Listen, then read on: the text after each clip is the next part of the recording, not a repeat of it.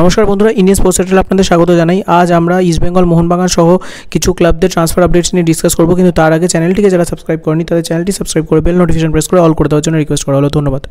তো চলে আসি আজকের আপডেটে। শোনা যাচ্ছে যে 6জন বিদেশি ইস্ট বেঙ্গল নিয়ে গেছে সুপার কাপের জন্য, তার মধ্যে সিভেরিও তোরো আছে।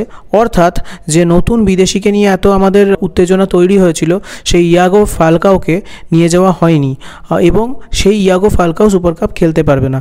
এখন প্রশ্নটা হচ্ছে যে তাহলে ফালকাওয়ের কন্ট্রাক্টের অবস্থাটা কোন জায়গায় আটকে আছে এবং সিভেরিও তোরোকে কেন সাইন করানো হলো।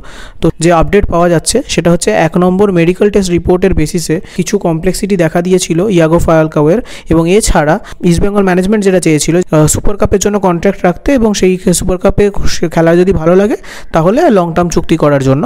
কিন্তু ইয়াগো ফালকাও চাইছে যে অ্যাটলিস্ট মে মাস পর্যন্ত চুক্তি যেন তার সাথে করা হয়, এবং এই দুটো কারণে ইয়াগো ফালকাওয়ের ক্ষেত্রে কন্ট্রাক্ট সাইনিংটা একটু কমপ্লেক্স সিচুয়েশনে পড়ে গেছে এবং সাইনটা হয়নি, এবং সেই জন্য সিভেরিও তোরোই কন্টিনিউ করছে এবং সিভেরিও তোরো সুপার কাপে খেলবে, এবং যদি ভালো খেলে তখন দেখা যায় হয়তো ম্যানেজমেন্ট সিভেরিও তোরোর সাথেই কন্টিনিউ করবে। নেক্সট আপডেট নিখিল পূজারিকে নিয়ে। তো শোনা যাচ্ছে নিখিল পূজারির সাথে ইস্টবেঙ্গল একটি প্লেয়ারের সোয়াপ ডিল করে নিখিল পূজারিকে দলে নিতে চাইছে, এরকমটাই খবর পাওয়া যাচ্ছে।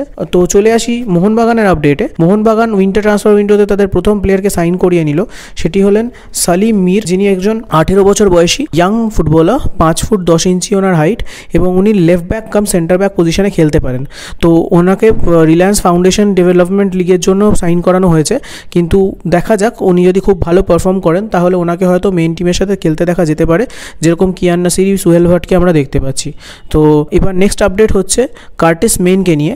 তো কার্টিস মেন, যিনি কিনা এ লিগ থেকে এসেছিলেন আমাদের ISL খেলার জন্য ব্যাঙ্গালোর এফসিতে, তো সেই কার্টিস মেন ব্যাঙ্গালোর এফসিতে যে পারফরমেন্সটা দিয়েছেন সেটি একেবারেই আশাপ্রদ নয়। সেই জন্য শোনা যাচ্ছে যে কার্টিস মেনকে তারা ছেড়ে দিতে চলেছে, এবং তাকে সাইন করানোর জন্য স্কটিশ প্রিমিয়ার লিগের ক্লাবস ডান্ডি, সেন্ট মারিন এবং মাদারওয়েল, এই 3টে ক্লাব ইন্টারেস্ট দেখিয়েছে। এখন দেখা যাক যে কার্টিস মেনকে কোন ক্লাবের সাথে ব্যাঙ্গালোর এফসি ছেড়ে দেয়। নেক্সট আপডেট কার্লোস ডেলগাডোকে নিয়ে। তো উড়িষ্যা এফসির এই ডিফেন্ডারের সাথে উড়িষ্যা এফসির কন্ট্রাক্ট আছে 2024 সালের মে মাস পর্যন্ত, এবং এখন কথা হচ্ছে যে ISL এর কিছু ক্লাবস কার্লোস ডেলগাডোকে সই করাতে চাইছে, এমনটাই খবর। এখন দেখা যাক সে কার্লোস ডেলগাডোকে তারা ট্রান্সফার করে নাকি তারা তাদের কন্ট্রাক্ট রিনিউ করে কার্লোস ডেলগাডোর সাথে কন্টিনিউ করে।